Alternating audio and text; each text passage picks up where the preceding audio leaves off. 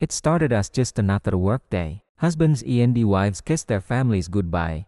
Kids went off to school. And thousands of workers walked into a massive industrial complex, fully expecting to come home that night. For men, that promise was broken. They never saw their loved ones again.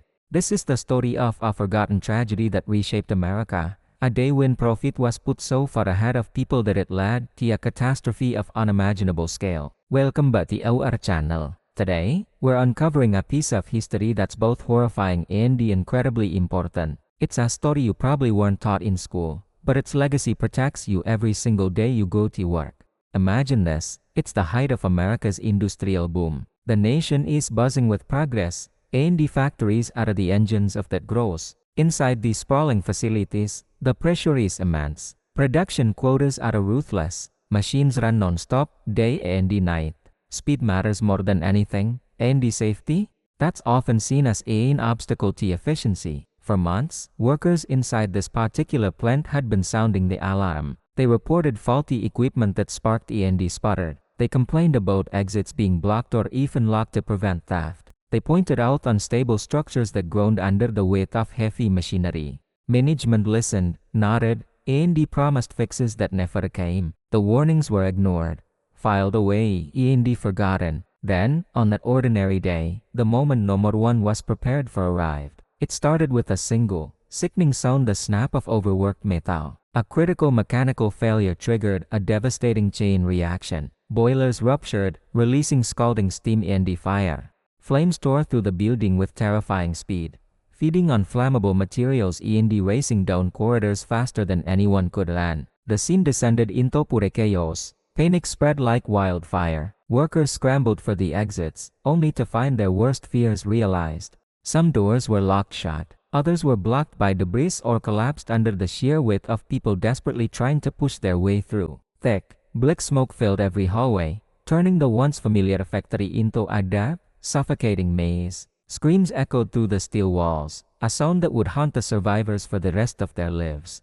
When emergency crews finally arrived, the inferno was so intense there was little they could do but watch in horror from the outside. They were helpless against the scale of the disaster. By the time the fire finally burned itself out, the silence that followed was even more terrifying. Hundreds were dead.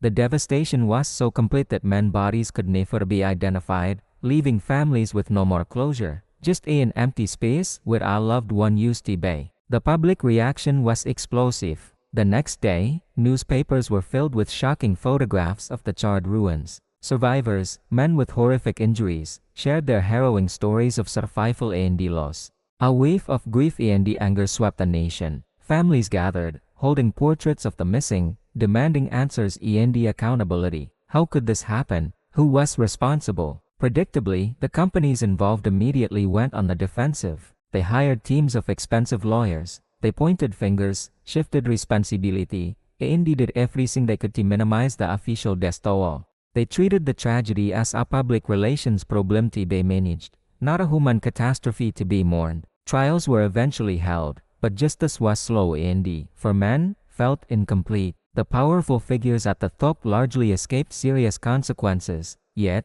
despite the legal maneuvering, something fundamental had shifted in the American consciousness. For the first time, the public at large demanded real, meaningful protection for the nation's workers. The graphic stories and images from the disaster made it impossible to look away any longer. This tragedy became a turning point. It was the brutal, painful catalyst for change. In its wake, no laws were written. Mandatory, independent safety inspections became the norm. Fire codes were completely overhauled, ensuring that escape routes would always be clear. Labor laws were strengthened to give workers a voice and the power to demand safe conditions without fear of being fired. This single event laid the foundation for nearly all the modern workplace safety regulations we take for granted in the United States today. From OSHA fire drills, the legacy of the day is everywhere. And yet, here's the most haunting part of the story. If you ask most people today, they wouldn't even recognize the name of this disaster. The laws it inspired survived, but the names and faces of the victims have faded into history.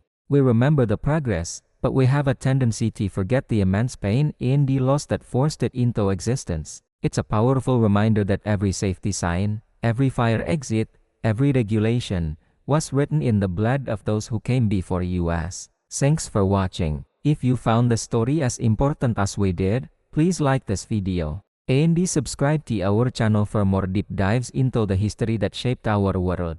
See you next time.